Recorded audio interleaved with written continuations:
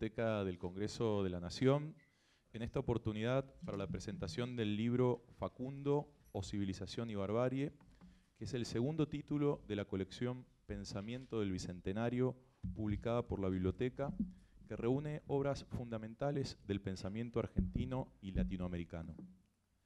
Es importante destacar que el primer número de la colección es Bases y puntos de partida para la organización política argentina, de Juan Bautista Alberdi, e incluye un estudio crítico de Matías Farías.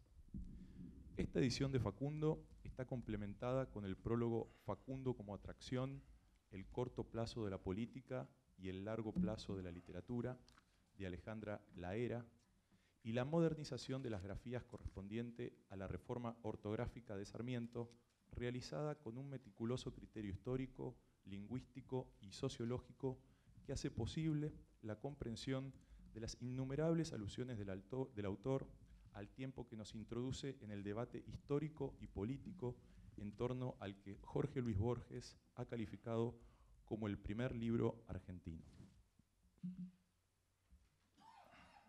A continuación, para darles la bienvenida, les dirigirá la palabra el director coordinador general de la Biblioteca del Congreso de la Nación, don Alejandro César Lorenzo Santa. Hola, buenas tardes. ¿Cómo les va? Hoy es un gran día para nosotros. En una biblioteca, presentar dos libros un mismo día es una fiesta, en un contexto donde la industria editorial tiene tantos inconvenientes. Estamos atravesando una situación difícil y es una alegría para nosotros poder presentar dos libros y además de esos libros que sean de distribución gratuita. Hoy a la mañana presentamos un libro de Franco Baccarini, El espejo en la pecera, que realmente fue una alegría porque estaba esto colmado de chicos de escuelas primarias y secundarias y la verdad que fue algo muy importante. Que cada chico se pueda llevar un libro a su casa es una gran cosa. Bueno, hoy nos ocupa, dentro de Celebrando Sarmiento, esta presentación que, como bien decía mi compañero, es una segunda parte. Primero presentamos las bases de Alberdi y en segunda parte una charla que tuvimos con Liliana Varela, la directora de Cultura del Senado, donde planificamos este año, donde íbamos a festejar a Sarmiento desde diferentes visiones. La nuestra, el Sarmiento lector, como ustedes habrán visto, tenemos una muestra de Sarmiento en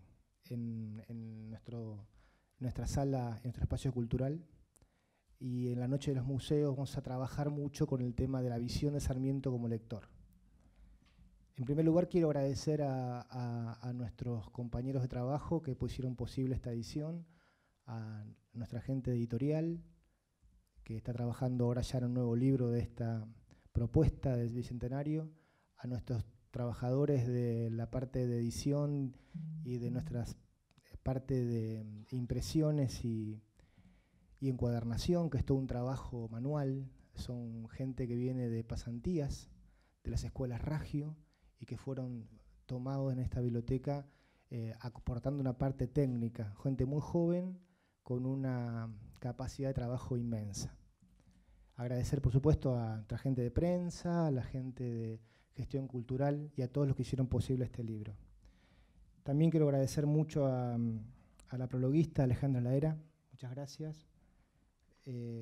Bueno, y la doctora Claudia Torre por sumarse a este evento con su presencia, como decíamos recién con Liliana, con lo que nos trasladen los que saben de este personaje argentino para mí trascendente, que se adelantó 200 años a su tiempo. Hoy estamos viviendo sus visiones y cada vez estamos reconociendo más todo el legado que nos dejó. Quiero, para pintar un poquito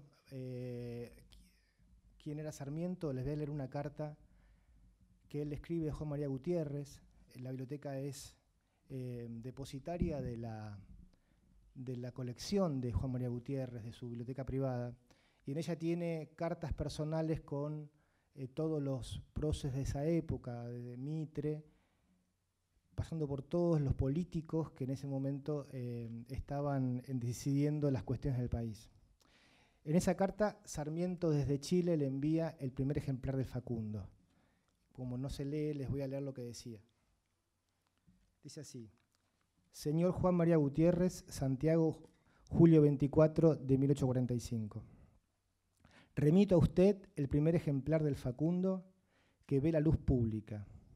Ha salido como una cosa infamante tratada. ¿Quiere usted encargarse de analizarlo por el Mercurio y decir que es un librote estupendo, magnífico, celebérrimo? Sin miedo de ofenderme, diga en este sentido lo que le dé la gana. Soy tolerantísimo. Cuando más le permito que, por no ofender mi modestia, añada que es una producción indigesta, incorrecta y nauseabunda, pero nada más.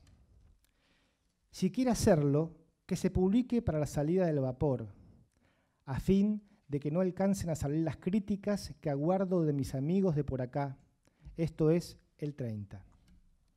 López ha sido electo miembro de la universidad por 6 votos. Piñero reunió los 3 restantes. Y luego, ¿cómo le va a usted?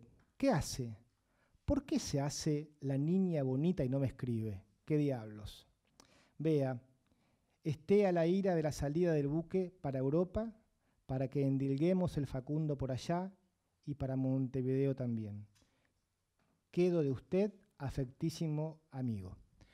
Recién les comentaba a Liliana que Juan María Gutiérrez, por todas las peripecias que había pasado esta obra en salir a la luz, le llamaba la Odisea. Y cuando intercambiaba con Sarmiento, le decía tu obra la Odisea. De ahí también Sarmiento empezó de cierta manera a llamarlo así. Bueno, muy contentos de que estén acá. Gracias por compartir con nosotros esta muy buena noticia de que salga a la luz un nuevo libro, que se puedan llevar un libro, porque estas colecciones, tanto como las de Bola al Pez, que son para jóvenes, lo que hacemos nosotros con estas tiradas es repartirlo en los programas federales de la biblioteca. Esta biblioteca del Congreso, que es una biblioteca federal, recorre el país con su biblioteca móvil. Ya hemos recorrido más de 550.000 kilómetros de norte a sur, y ahí a cada familia le entregamos un libro. Nos sumamos este año a los que son los trenes sanitarios que recorren el norte del país, trenes que van con asistencia médica. Nosotros ponemos la parte cultural con un vagón cultural, y a cada chico del norte argentino o del sur argentino con la imposibilidad de comprar un libro, le entregamos un libro gratuito. Creemos fervientemente que mejores lectores hacen mejor la sociedad. Muchas gracias.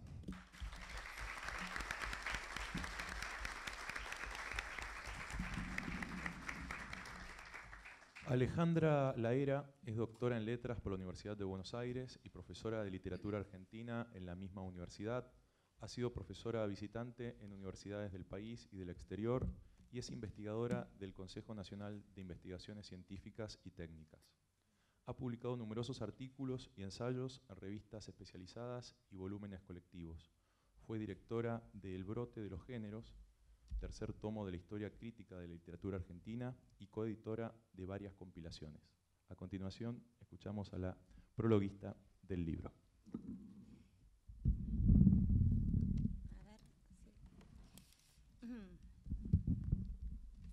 Momentito, paciencia. A ver, ¿ahora se escucha? No, necesito ponerlo acá. Ahí estamos. Bueno, ¿qué tal? Bueno, antes que nada, gracias por la invitación para prologar esta edición de Facundo, que me parece súper importante, como dijiste recién y decíamos antes nosotros también. Bueno, porque es una edición de la Biblioteca del Congreso de la Nación y es de distribución, por supuesto, gratuita, pero también amplia, y eso me parece fundamental. Así que, bueno, gracias. Y bueno, yo sabía que iba a haber un público muy diverso hoy.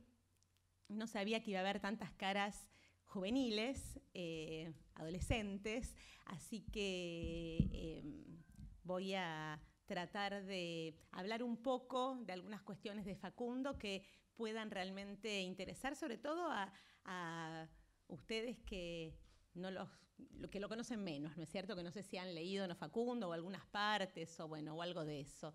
Miro ahí porque ahí están todos los más jóvenes, ¿no? Ahora miro para acá y digo, bueno, y espero que a todos les pueda interesar algo de lo que puedo decir. Así que, bueno, bienvenidos y empiezo.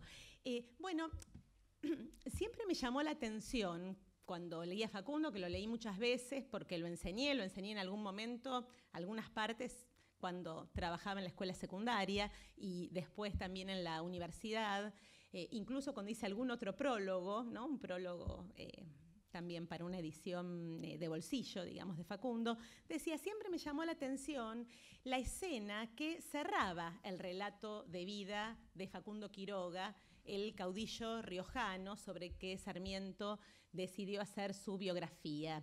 Les voy a leer brevemente, o sea, rápidamente, perdón, ese momento final, es el cierre del Facundo, ¿no es cierto? Piensen que estamos en 1845, que es una fecha importante, y Facundo, que está exiliado en Santiago de Chile en ese momento, decide terminar este libro bastante largo de esta manera. El gobierno de Buenos Aires, escribe Sarmiento, dio un aparato solemne a la ejecución de los asesinos de Juan Facundo Quiroga.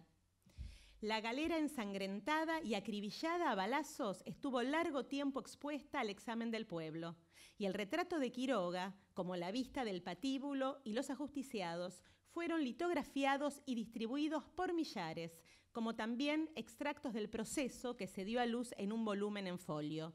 La historia imparcial espera todavía datos y relaciones para señalar con su dedo al instigador de los asesinos.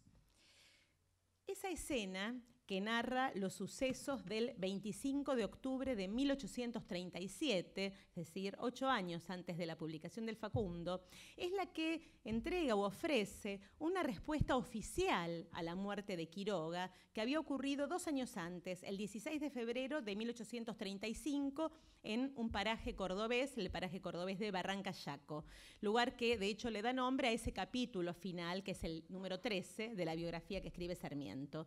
Más todavía, esa escena cierra el texto completo de Sarmiento en su primera publicación. Y esa primera publicación no fue en libro, sino que fue en folletín, es decir, por entregas, en un periódico chileno llamado El Progreso. Y es ahí entonces donde Sarmiento lo da a conocer por primera vez y donde decide poner este final y así termina.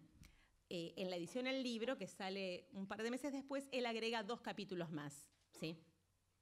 Entonces, la decisión de Sarmiento, decía, siempre me llamó la atención porque esa escena final era una escena que para un escritor romántico, publicista, o sea, periodista, un futuro político, alguien que apostó desde el comienzo todo a la letra, ¿no? Es decir, el valor de la palabra y de la letra, con su poder explicativo y su poder persuasivo.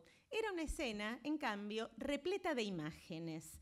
Y no me refiero a que Sarmiento usaba lo que llamamos imágenes literarias, qué sé yo, metáforas, todo eso, sino a que hacía referencia a imágenes múltiples, la exhibición de los cuerpos ajusticiados, ¿sí? Pero también estrictamente la representación en imágenes de esos cuerpos, ¿no? En el patíbulo, es decir, esa litografía que menciona, en la que se ve a los 3 asesinos de Facundo Quiroga colgados, ¿no? A punto de ser colgados, y una enorme cantidad de gente, el pueblo, en ese momento de la ciudad de Buenos Aires, que estaba mirando esa escena, porque esas escenas de justicia eran escenas de justicia públicas, ¿sí? O sea, se exhibía el modo en que el Estado decidía hacer justicia, con todo lo que provocaba esa decisión, ¿no? Es decir, moralizadora, pero también, digamos, bastante entretenida, ¿no? Bien. Y además, decía, además de esas imágenes, también hace mención ahí al retrato del propio Quiroga, que se repartía en cantidades, en fin, en altas cantidades en ese momento y también después.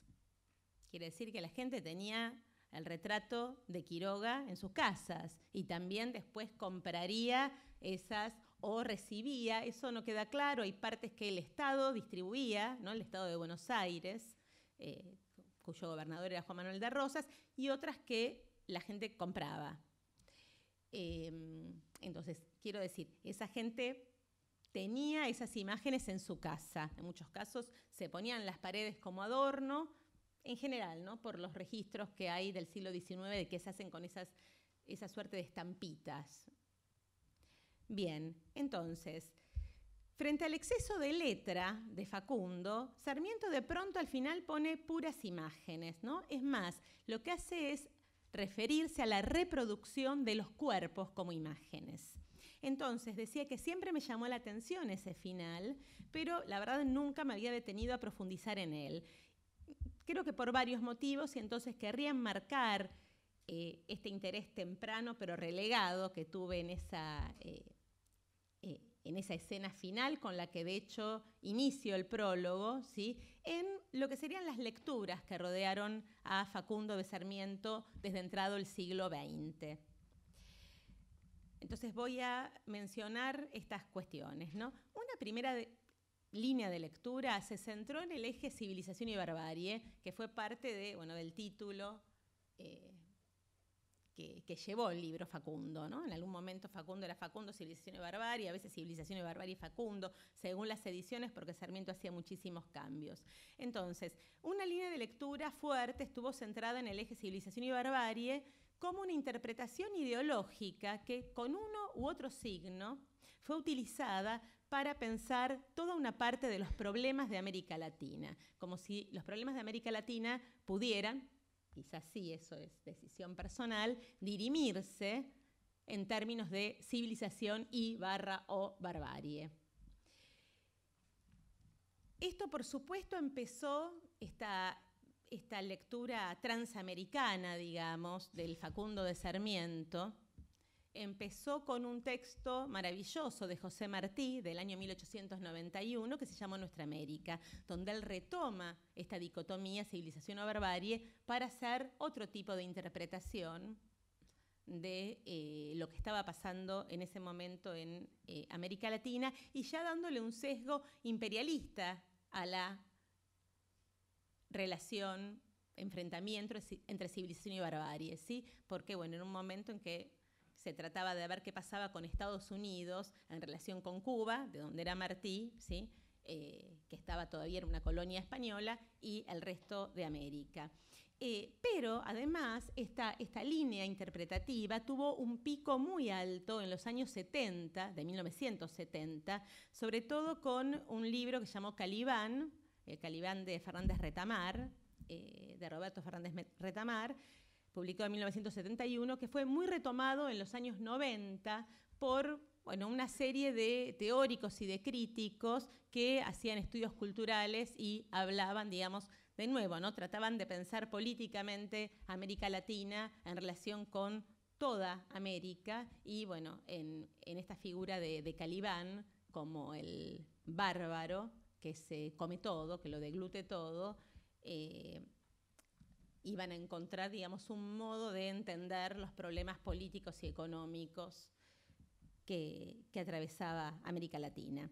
Entonces, fíjense que notablemente esta línea de lectura que menciono toma explícitamente de Sarmiento la oposición civilización y barbarie con todo el sustrato racialista que tiene, ¿sí? Porque claramente, digamos, los bárbaros para Sarmiento son los gauchos, que son mestizos, ¿sí?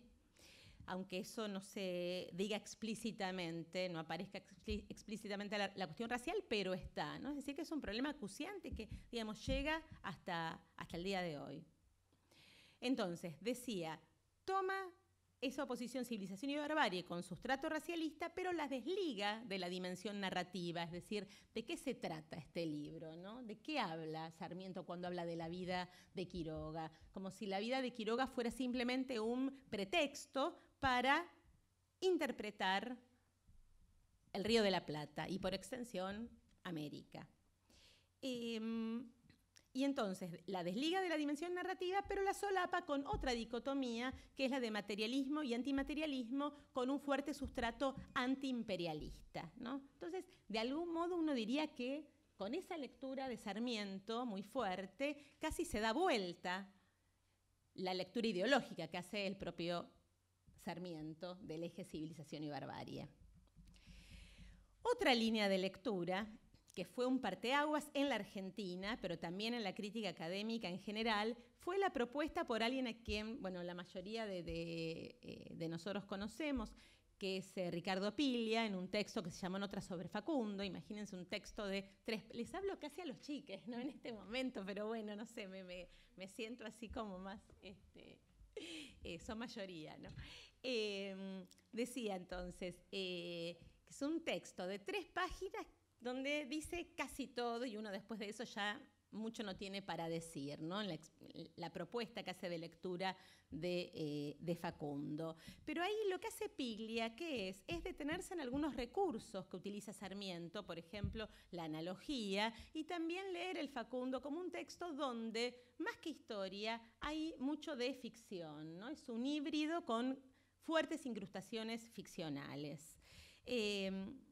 Entonces, es una línea de lectura que es sumamente literaria. De hecho, un gran historiador, Tulio Alperindongui, que murió hace unos pocos años, le discutió a Piglia eso y le decía, bueno, no, en ese momento los libros de historia eran así. Eso que Piglia llama híbrido era un texto de historia. O sea, la historiografía se construía de esa manera, ¿no? Pero volviendo a esa es otra línea de lectura, la de Alperindongui desde la historia, ¿no? Bueno, Liliana eso lo maneja muy bien, seguramente. Pero volviendo a Piglia, Piglia destaca una escena que es la que está al comienzo del Facundo, ¿no? Yo hablaba de la escena final, él toma la escena del comienzo. ¿De qué se trata esa escena?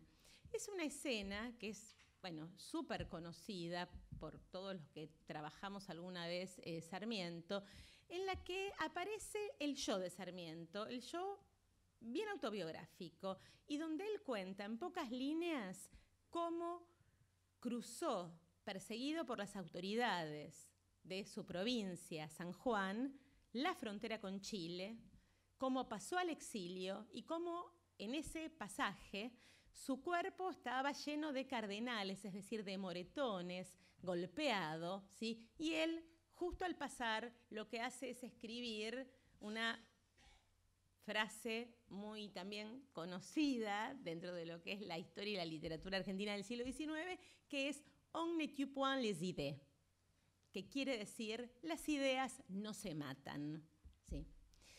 La escribe en francés. Piglia retoma esa escena a la que no se le había dado demasiada importancia hasta el momento y muestra cómo en esa frase en francés estaría dirimiendo Sarmiento cuál es la civilización y cuál es la barbarie. Porque las ideas no se matan, escrita en francés, es algo que nadie puede entender. Es decir, que las autoridades que lo perseguían a él, que puede escribir en francés esa frase, ¿sí?, no podían entender, necesitan un traductor. A partir de ahí Piglia, bueno, trabaja toda la cuestión de la traducción en Sarmiento, en Facundo, y justamente lo que aparece es fuertemente este Sarmiento lector, que ya se lo conoce por Recuerdos de Provincia, la autobiografía que va a escribir en 1850 y del que justamente hablabas vos antes, ¿no? O sea, la importancia de ese Sarmiento lector.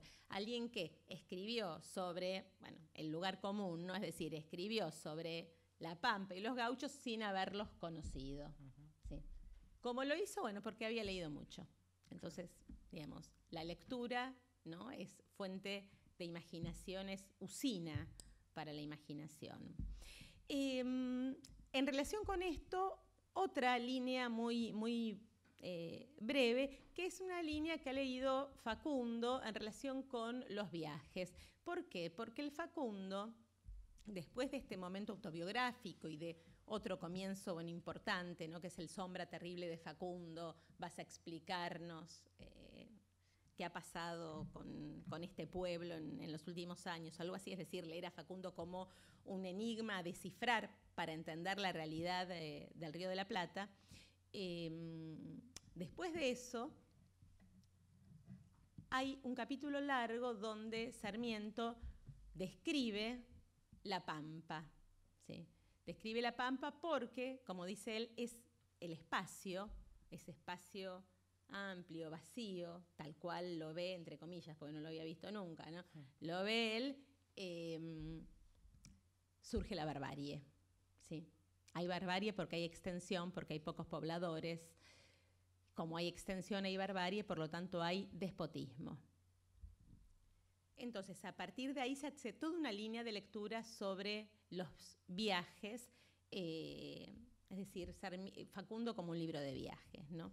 Entonces, ¿qué me interesa de esto? ¿Por qué empiezo con esto que puede parecer cansino? Simplemente porque esto pasa con casi todos los libros importantes, creo. Tienen muchísimas entradas, pero generalmente se instalan en la lectura algunos momentos, algunas escenas, algunas propuestas, ¿sí? Por ejemplo, si uno piensa qué es lo más importante de Facundo, bueno, uno diría Sombra terrible de Facundo, ¿no? Es decir, la idea del personaje histórico como enigma a descifrar para explicar los tumultos políticos de la realidad rioplatense, o en clave de primera persona, esa escena que yo les comentaba, que es la que levanta, ¿no? Piglia, de Sarmiento escribiendo En Études les idées y todo lo que puede surgir a partir de ahí acerca de las lecturas, la traducción y cómo allí se dirimen lo letrado o no letrado, la civilización o la barbarie, ¿sí? O si no, por ejemplo, la cuestión de los viajes, que también se lee a partir de todos los epígrafes que hay en cada uno de los capítulos del libro, ¿no?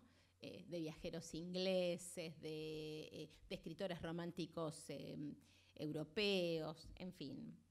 Entonces, yo diría que en líneas generales uno podría decir que hubo una línea, valga la redundancia, más política para leer el Facundo, aquella que se centra en civilización y barbarie, ¿sí? Es decir, que de alguna manera, aunque lo modifique, toma el guante sarmientino y dice, bueno, a partir de allí, aunque de otra manera diferente a Sarmiento, sí se puede entender qué es lo que pasa en América. Y otra línea más culturalista que, en muchos casos sin renunciar, por supuesto, a lo político, como es el caso de Piglia desde ya, pero trata de pensar narrativamente el texto, ¿no? Es decir, cómo está compuesto, cómo está escrito, cómo es que Sarmiento logra armar ese relato tan impactante y de tanta proyección, ¿no es cierto?, en los años siguientes. Entonces, un poco teniendo en cuenta esto, es que cuando me propusieron hacer el prólogo, dije, bueno, voy a salir un poco de esas dos líneas dentro de lo que pueda, y volví a pensar en esa módica, modesta obsesión del final que les leí cuando empecé a hablar recién, ¿no es cierto? Es decir, empezar a explorar por ese lado, ¿qué pasaba ahí, no es cierto? ¿Qué pasaba ahí donde no aparecía de la misma manera la cuestión de la civilización y la barbarie, donde no aparecía lo letrado como lo fundamental, ¿no? Sino que aparecían otras cuestiones y el lugar del escritor con su letra establecía un tipo de diálogo, de discusión distinto del que aparecía, no sé, en los epígrafes o en la fórmula civilización-barbarie o en las ideas no se matan, ¿no? Entonces, ¿qué pasa con eso? Y en ese punto, una de las cosas que me impulsó, digamos, a avanzar es la necesidad, yo no lo dije, pero el texto de Piglia es de comienzos de los años 80, ¿no es cierto? Es decir, ya tiene casi 50 años, ¿no? Un texto que se lee, lo podríamos leer como si lo hubiera escrito ayer, porque es súper moderno, ¿no? Decía, Entonces, a 50 años de esa lectura, ¿no? Me parecía importante repolitizar de una manera diferente a la politización dada por definir, dirimir civilización versus barbarie, ¿sí? Repolitizar entonces en términos narrativos también ese texto, tratar de pensar una relación y un diálogo entre lo político y lo literario-cultural que aparecen en Facundo. De algún modo esa fue digamos, fue el impulso, ¿no?, que tuve cuando avancé con el prólogo. Para eso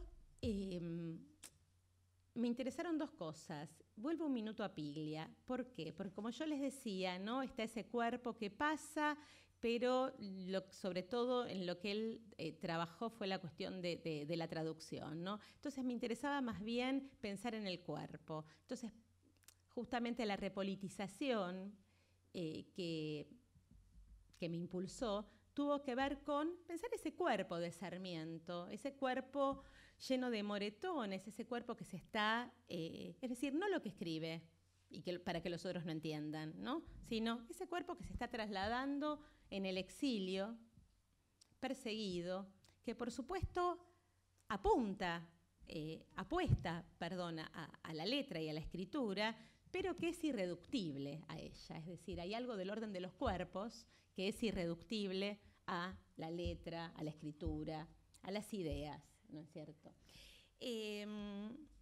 Y así fue que volví a leer esa escena final que les mencioné al comienzo, pensando en esos cuerpos representados, ¿no? Entonces, de alguna manera, lo que traté de hacer allí fue repensar la cuestión de los cuerpos de los otros y el cuerpo del propio Sarmiento y los modos de su representación. Es decir, el cuerpo de Sarmiento con moretones, pero también el cuerpo de Quiroga, asesinado en una galera en Barrancayaco, pero también el cuerpo de los 3 ajusticiados públicamente, pero también los cuerpos del pueblo, ¿sí?, que iban a ver eso. Entonces, ¿qué relación hay entre la representación a través de las imágenes, las estampitas, y a través de la escritura, que es lo que va a hacer el propio Sarmiento? ¿Y de qué manera eso se puede vincular, ahí sí, con la dicotomía civilización y barbarie? Y para eso trabajé con dos cuestiones que me interesan mucho, en general para la literatura del siglo XIX, que es pensar el corto plazo de la política y el largo plazo de la literatura. Creo que de alguna manera en esa relación se dirime la relación entre narración y narración de vida y atracción en la narración de una vida y política. Política como, digamos, la búsqueda de efectos inmediatos para modificar ciertas situaciones. Y una apuesta, en el caso de Sarmiento, a la letra, justamente para hacer política, ¿no es cierto? Entonces, ese corto plazo de la política tenía que ver con que Sarmiento tenía que escribir algo para discutir lo que se estaba diciendo del Río de la Plata y de la situación de los exiliados en ese momento de 1845. ¿Y qué hace?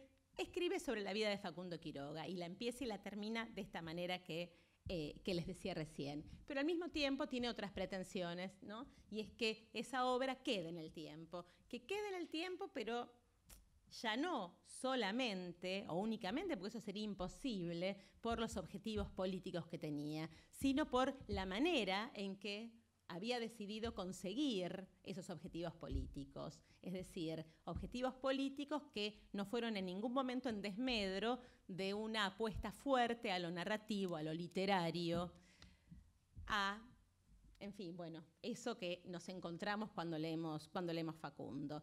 ¿Cómo resolví ese interés mío inicial poniendo todas estas cosas? No lo voy a contar ahora. Si algo les interesó de esto, leerán el prólogo, pero primero el Facundo. Y bueno, y entonces en ese momento podrán opinar también sobre mi respuesta, verán qué les parece literariamente el libro y, digamos, qué se puede discutir hoy en día sobre la propuesta política también de Sarmiento, que, como dije antes, diferentes críticos, escritores, pensadores han tomado desde el momento de su publicación en el 45 hasta incluso el día de hoy. Y en ese punto uno puede pensar también toda esta movida, ¿no?, sobre Sarmiento, digamos, cómo ponderarla, ¿no? Bueno, eso. Gracias.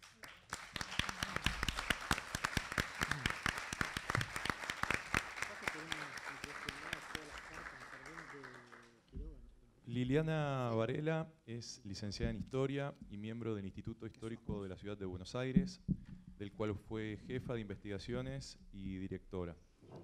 Fue subsecretaria de Acción Cultural de la Ciudad de Buenos Aires, directora nacional de Patrimonio y actualmente es la directora general de Cultura del Senado de la Nación. La escuchamos.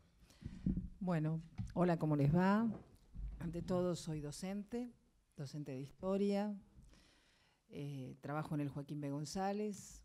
He trabajado mucho el siglo XIX, pero lo he trabajado como docente. Facundo es lectura obligatoria dentro de todas las lecturas históricas que damos, porque lo privilegiamos desde el mundo de la política y desde el mundo de una posición historiográfica, por supuesto. Cuando la escuchaba a Alejandra puntualizar ciertas cosas, me maravillaba, porque son cosas que los historiadores no miramos de la misma manera. Es decir, yo pensaba en esa decisión de Sarmiento frente a la urgencia de una situación de exiliado, de enfrentar al enviado de Rosas, que pedía que lo devuelvan, y ya sabíamos para qué, y entonces Montt le dice, escriba, y ahí Sarmiento, no es que él decide porque Montt le dice, pero digo, esta literatura rápida y de urgencia, que ya no sé si es porque fue rápido y urgente hacerlo o si es forma constitutiva de la forma de escribir de Sarmiento, ya a esta altura, después de haber leído todo, no sé si es su forma, porque incluso a pesar de los consejos y de los arreglos, muchas veces no les hace caso, para nada, es decir, saca otra edición, pero él corrige la edición como quiere siempre, y realmente pensaba en Juan María Gutiérrez y toda esa élite de la generación del 37, que él la mira desde San Juan.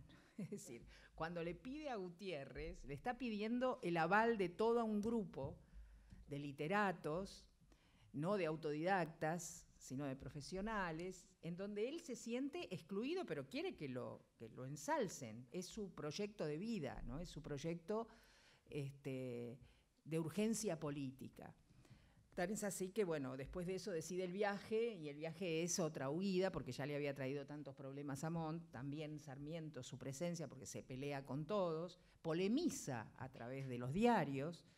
Los diarios de esa época no son diarios como hoy con noticias, son diarios para polemizar. Cuando uno lee un diario está leyendo a fulano, pero ahí con mucha claridad, ¿no? Es decir, cuando se lee tal diario se está leyendo a fulano, no es que es como ahora que nosotros decimos, bueno, Clarín responde, el otro responde. No, acá era clarito, a punto tal que el último diario que crea Sarmiento, que es El Censor, lo hace para pelearse con Roca y lo hace para pelearse con Juárez Celman. O sea, que saca un diario simplemente para echarle en cara algunas cosas. Y lo que yo solamente voy a decir de esta movida es que no son movidas institucionales donde uno pone adhesión de... No, es realmente... nos parece un personaje inabarcable, que nada le era ajeno, él tenía que probar todo. He visto mucho este tema del cuerpo, de poner el cuerpo en todo lo que hacía, hasta cómo escribía, ¿no? Hasta cómo había que poner la mano para hacer la cursiva inglesa, o sea que él probaba todo, ¿no? Este enfrentamiento que tiene su anticlericalismo, que es muy fuerte, esta cosa de crear una ortografía nueva para acelerar el aprendizaje, que todo se escribiera como sonaba, todas estas ideas que lo hacen inabarcable realmente, tratamos de dividirlo en distintas estaciones literarias, de forma tal, no literaria, sino de vida, ¿no? De forma tal en donde encontramos al lector, encontramos al escritor, vamos a encontrar al político, al educador, al científico. Y estas instituciones que participan con nosotros, por ejemplo, hoy a las 5 de la tarde hay una conferencia en el Museo Sarmiento sobre el aspecto político, las ideas políticas de Sarmiento, que va a dar Wasserman, Fabio. O sea que en realidad esto es como no te podés perder, porque hay montones de propuestas, de respuestas, y la verdad que oficialmente creo que nadie se está ocupando de Sarmiento. No sé si hay tantos líos que nadie se ocupa de esto, pero hay un montón de paradojas con Sarmiento, muchísimas, ¿no? Es decir, desde Tulio, que lo cataloga como un genio y que lo dice en la Biblioteca Franklin, allá en San Juan, y que le llama la atención el fervor sanjuanino, aunque sea una provincia gobernada por peronistas durante mucho tiempo. Sin embargo, el fervor sanjuanino es casi religioso, ¿no? Llevar esa antorcha, hacer toda esa ceremonia que habla más allá del personaje, ¿no? Porque de Sarmiento es el héroe, el genio, depende de quién lo leamos, ¿no? De Rojas en un momento, sacralizado en otro momento, después una apóstata en las lecturas de Irasusta, un entregador, un déspota ilustrado, que hoy lo puede decir cualquiera también de Sarmiento, es decir, puede decir un genio como puede decir un déspota ilustrado. Es que son 15.000 páginas, son 52 volúmenes, entonces para los chicos jóvenes es un desafío leer. Y si él describió La Pampa, fue porque había leído a Sara o habría leído a tantos, y después estaba contento de haberla descrito como él creía que era, cuando la conoce, ¿no es cierto? O sea que, quiero decir, esa cosa, Sarmiento no describe, narra, imagina, ve un río y imagina los barcos que van por ese río, y así le pasa con todas las cosas. Por eso, simplemente por esa fascinación, vale la pena leerlo, ¿no? Vale la pena llegar casi virgen a esas lecturas. Podían empezar con el Facundo, a lo mejor también seguir con los viajes, que son una manera de vivir tan libre que escribe Sarmiento, ¿no? Cómo se siente él cuando llega a Europa, medio provinciano, medio exiliado, ¿no? Lo que dice Viñas, la cortedad de su ropa, como estirándose la ropa porque estaba llegando nada más y nada menos a París, que después lo desilusiona. O sea, es un personaje que por lo menos es atractivo. Meterse en esas lecturas es meterse en mundos maravillosos. Eso se los puedo ya casi garantizar. Todos los que hemos estado leyéndolo para tener productos acabados, para hacer una muestra, para hacer una línea de tiempo de su vida, que sea atractiva para todos, para poderla repartir en la noche en los museos, que viene tanta gente que no sabe bien qué hace, porque va de un lado para el otro, y de repente se va a encontrar, y lo va a descubrir, porque la verdad es muy poco de lo que él se sabe, ¿no? Es decir, alguna cosa que bueno, de las tantas que dijo, contradictorias, eso era un ególatra. No vamos a mentir sobre Sarmiento, vamos a mirarlo a Sarmiento, a conocerlo. Y me parece que ese es el paso que hay que dar, ¿eh? No quedarse con la versión del otro. Uno cuando es docente sabe que el docente siempre tiene una visión más en la historia o en la literatura, en lo que sea. Y entonces ustedes, chicos, desconfíen y digan, no, yo voy a hacer la mía, voy a leerlo yo a Sarmiento. No voy a leer lo que me dice la profesora sobre Sarmiento. Porque la profesora tiene un corazón y tiene un compromiso, y aunque lo quiera disimular, a veces no lo disimula, ¿no? Pero si lo disimula, es bueno que ustedes vayan directo y se metan en ese mundo. Y si vieron historia, y vieron el siglo XIX, y vieron todos los líos que significó las luchas por la independencia, que después nadie sabe si esas luchas de la independencia terminaron o siguieron con las luchas civiles y demás, y llegaron a las armas para no terminar nunca, porque había países pugnando, proyectos de nación pugnando. Es así como un remanso puede ser una literatura que parece escrita para que nosotros nos apasionemos, no para que nos aburramos. Y léanlo en el soporte que quieran. Hoy se lo llevan en el libro, ¿no? Que para nosotros, los que venimos de la cultura del libro, es ya un doble placer, ¿no es cierto? Un doble placer. ¿El código QR afuera o en la página web? O sea, para los tecnológicos también está el código QR. Así que, bueno, era eso lo que yo quería decir. Yo sé que tanto Alejandra como Claudia son especialistas y van a hablar de esto con esa mirada que solo pueden dar los que saben mucho sobre el tema, que es el caso de las dos, y que además, para mí, que vengo del campo de la historia, es siempre como decía Sarmiento, como si estuviera participando del festín de la vida cuando las escucho. Así que, Claudia, quiero darte la palabra. Creo que el locutor va a leer tu currículum antes. Gracias.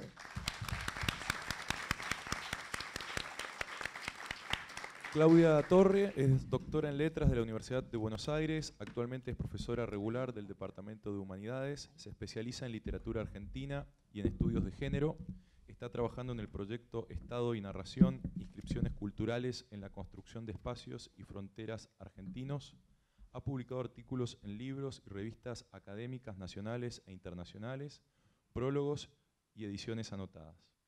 La escuchamos. Bueno, muchísimas gracias por venir y gracias por la invitación, Lilian, y a la gente, a todos los de acá. Bueno, muy contenta de estar acá compartiendo la presentación de esta edición del Facundo, que es verdaderamente muy bonita y muy útil para leer por varias razones. Voy a hacer la parte publicitaria. Es linda caja. Es una letra clara, muy de buen tamaño, es de lectura cómoda, que eso es muy importante, ¿no? Es una edición impecable, tiene documentos después del propio Facundo, que son documentos que siempre acompañan las ediciones, como la Carta de Gutiérrez a veces y otras cosas. Y tiene, por supuesto, el prólogo de la querida colega y muy amiga también, Alejandra Laera, con quien además enseñamos muchísimos años juntas literatura argentina del siglo XIX. Como todos hablaron de la docencia, justamente yo también quería decir que yo enseñé este libro, creo que sí, no sé si más de 20 años, lo sigo enseñando. Ahora en este momento yo soy profesora de la Universidad de Burlingame, estamos enseñando en la materia Literatura Argentina 1 el Facundo. Justo en estas mismas semanas coincidió, así que es un texto que para nosotros forma parte de nuestra vida cotidiana, ¿sí? De nuestra vida cotidiana y de todos los años de nuestra vida. ¿Qué quería decir hoy en esta presentación? Bueno, en principio, decirles que Sarmiento, y esta es una apreciación bien subjetiva, aunque pueda parecer formal. Uy, perdón, esperen que se me... Tanto esperar que... Acá. Que Sarmiento es, por supuesto, uno de los mejores escritores argentinos, ¿sí? Es uno de los mejores escritores de la literatura argentina. Esa frase puede ser una frase tonta, si quieren, ¿sí? Pero quiero darle el punto de partida de lo que quiero decir, ¿no?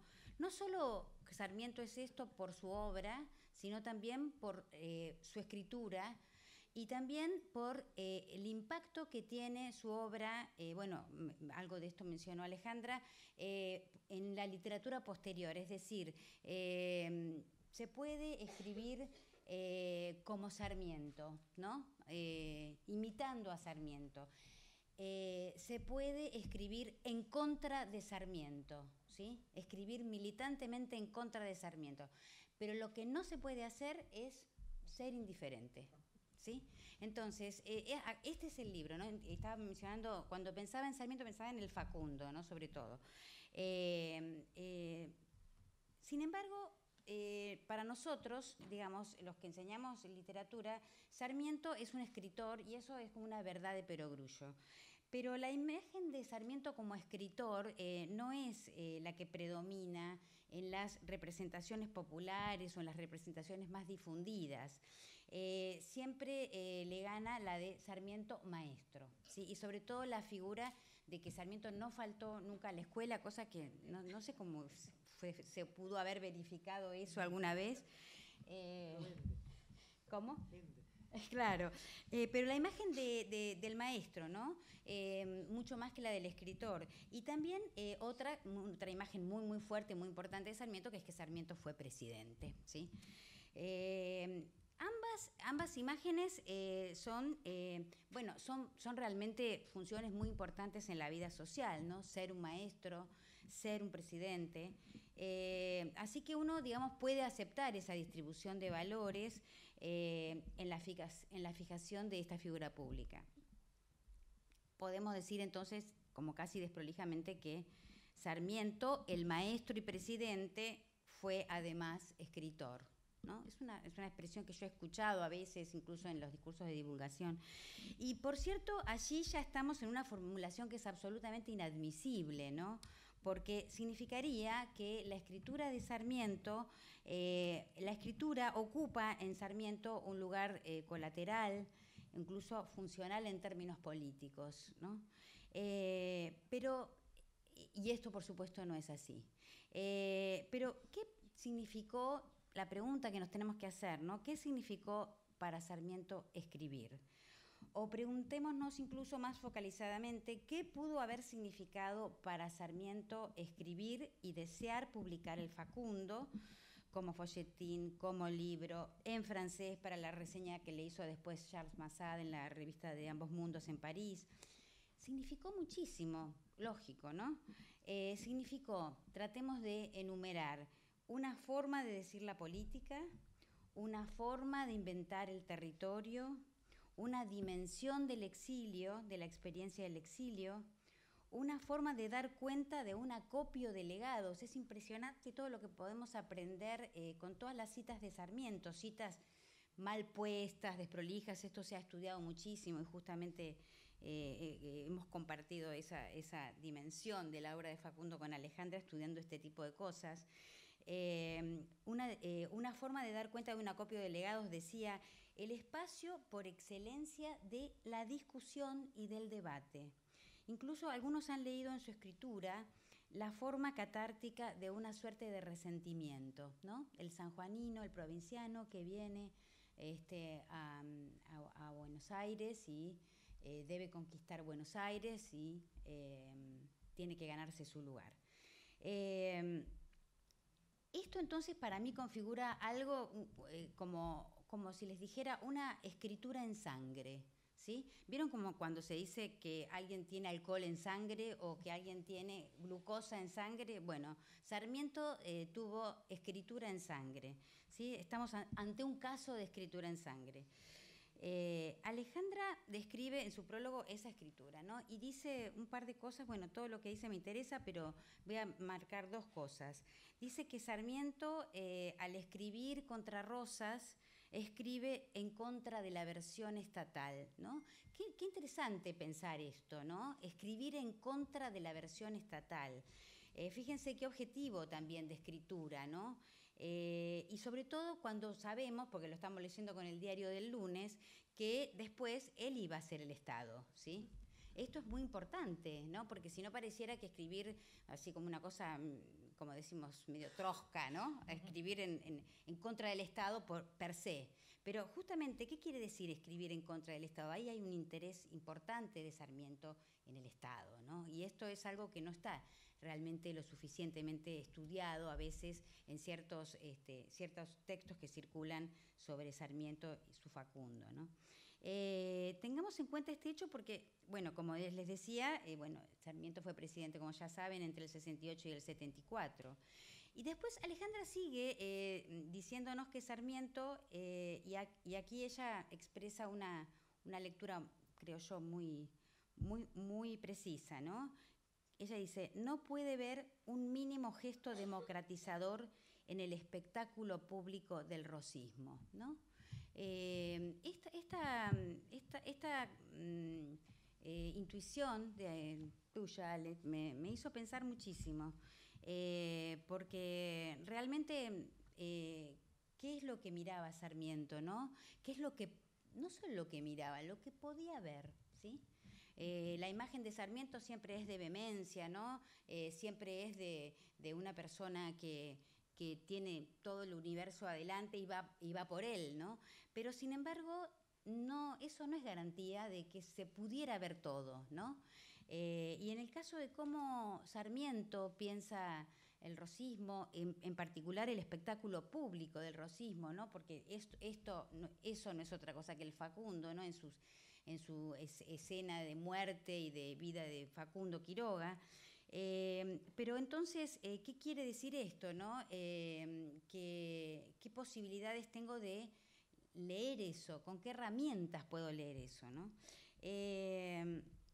Por esto es que tal vez el Facundo fue un libro criticado y vilipendiado, no solo en tiempos contemporáneos a Facundo, sino desde ahí hasta el día actual, lo cual me parece absolutamente buenísimo y saludable, ¿no? Porque, como decía Oscar Wilde, que hablen mal, pero que hablen, ¿no?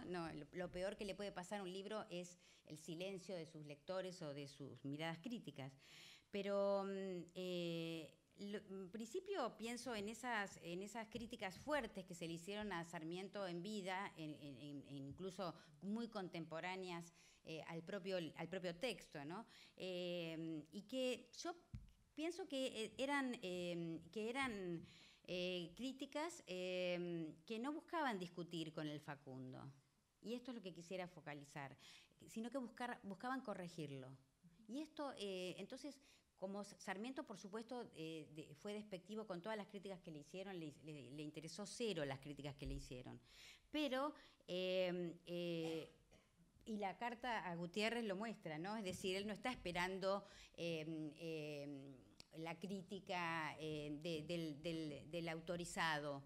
Él necesita constituir su palabra, su subjetividad, sus proyectos, y está más allá de eso.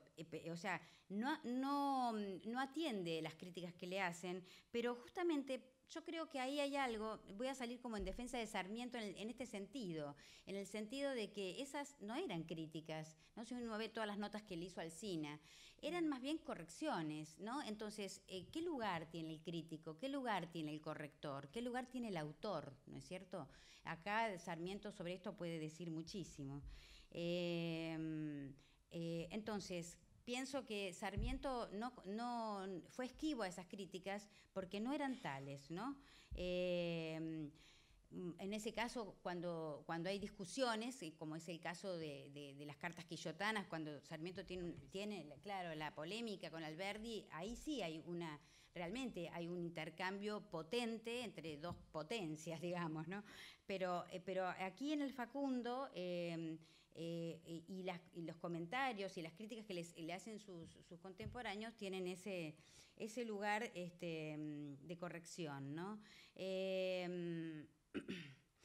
Sarmiento quería ser discutido, no corregido, ¿sí? Y esto es importante porque la discusión que Sarmiento arroja a la arena pública es siempre frontal, ¿no? No tiene atenuantes. Uno podría decir, bueno, eso podría empobrecer una discusión, ¿no? Que siempre ir de frente, entonces finalmente no se discuten detalles, no se piensan matices, ¿no? Pero sin embargo en Sarmiento esto no es así, ¿no? Esa frontalidad habla también de una fortaleza en la estructura de su propio argumento, de su propia forma de narrar la política y la historia, ¿no? Es como, yo diría, su carácter estructural, ¿no?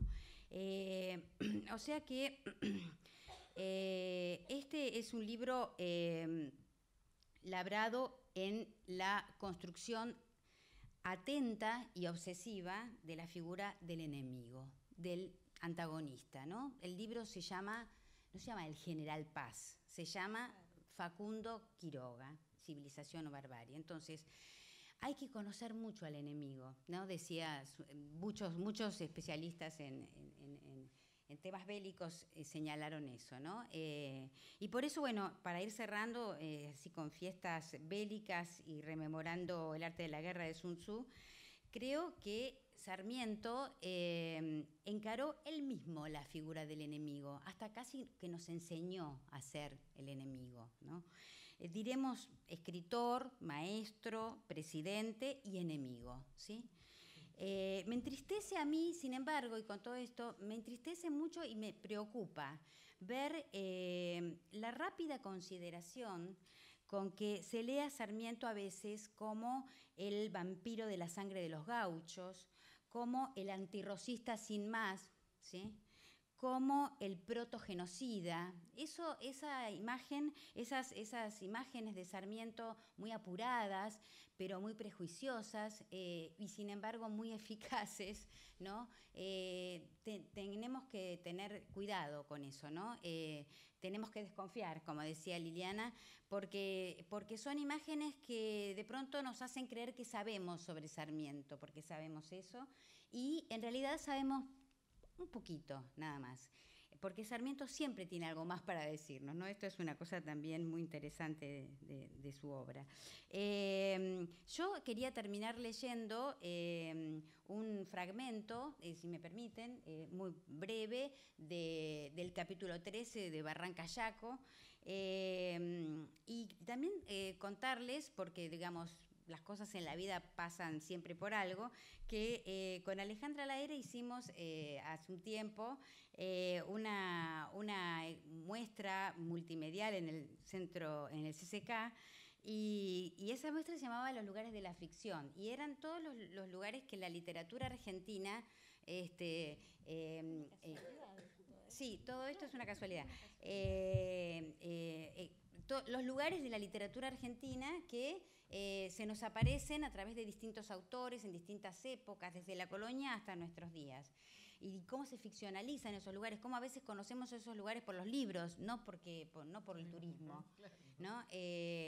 Y yo me acuerdo que uno de los primeros lugares que pensamos fue Barranca Yaco, porque era como el mejor lugar de todos, ¿no? Por la construcción sarmientina, por la narración allí leída, inclusive una actriz después leyó el texto para que fuera también audible ese texto para la gente que no puede leer. Y bueno, aquí estaba Barranca Yaco, ¿no? Entonces, bueno, yo también quisiera cerrar este momento con esa lectura.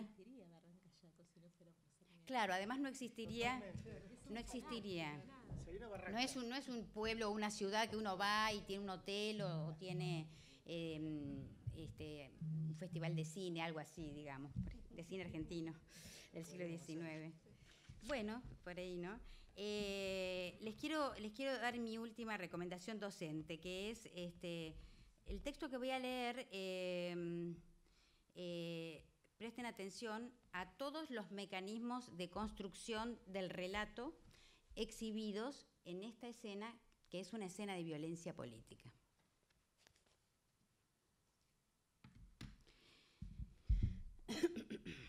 Llega el día, por fin, y la galera se pone en camino.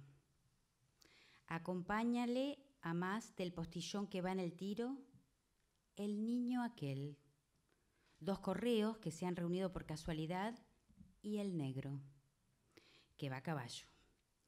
Llega el punto fatal y 2 descargas traspasan la galera por ambos lados, pero sin herir a nadie. Los soldados se echan sobre ella con los sables desnudos y en un momento inutilizan los caballos y descuartizan al postillón, correos y asistente. Quiroga, entonces, asoma la cabeza y hace por el momento vacilar a aquella turba.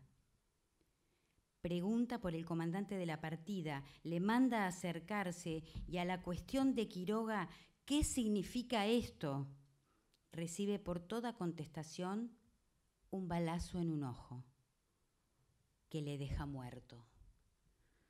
Entonces Santos Pérez atraviesa repetidas veces con su espada al malaventurado ministro y manda, concluida la ejecución, tirar hacia el bosque la galera llena de cadáveres, con los caballos hechos pedazos, y el postillón, que con la cabeza abierta se mantiene aún a caballo. ¿Qué muchacho es este?, pregunta, viendo al niño de posta, el único que queda vivo. Este es un sobrino mío, contesta el sargento de la partida. Yo respondo de él con mi vida. Santos Pérez se acerca al sargento, le atraviesa el corazón de un balazo y enseguida, desmontándose, toma de un brazo al niño, lo tiende en el suelo y lo degüella, a pesar de sus gemidos de niño que se ve amenazado de un peligro. Este último gemido del niño es, sin embargo, el único suplicio que martiriza a Santos Pérez. Después, huyendo de las partidas que lo persiguen, oculto en las breñas de las rocas o en los bosques enmarañados, el viento le trae al oído el gemido lastimero del niño. Si a la vacilante claridad de las estrellas se aventura a salir de su guarida, sus miradas inquietas se hunden en la oscuridad de los árboles sombríos para cerciorarse de que no se divisa en ninguna parte el bultito blanquecino del niño.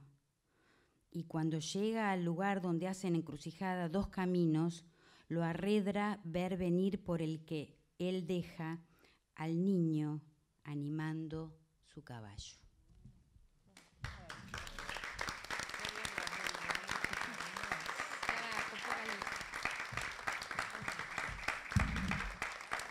Agradecemos muy especialmente la colaboración de Alejandra Laera, Liliana Varela y Claudia Torre, la presencia de los alumnos y docentes del Liceo número 4 y, por supuesto, la presencia de todos ustedes esta tarde aquí. Muchas gracias por haber venido y que tengan todos buenas tardes.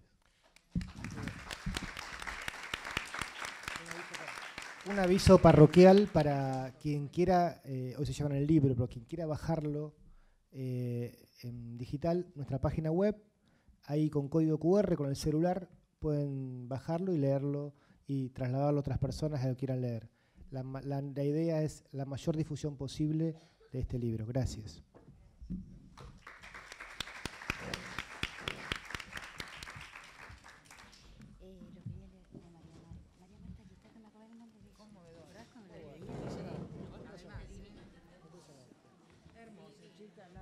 Bueno, salió muy bien, ¿no?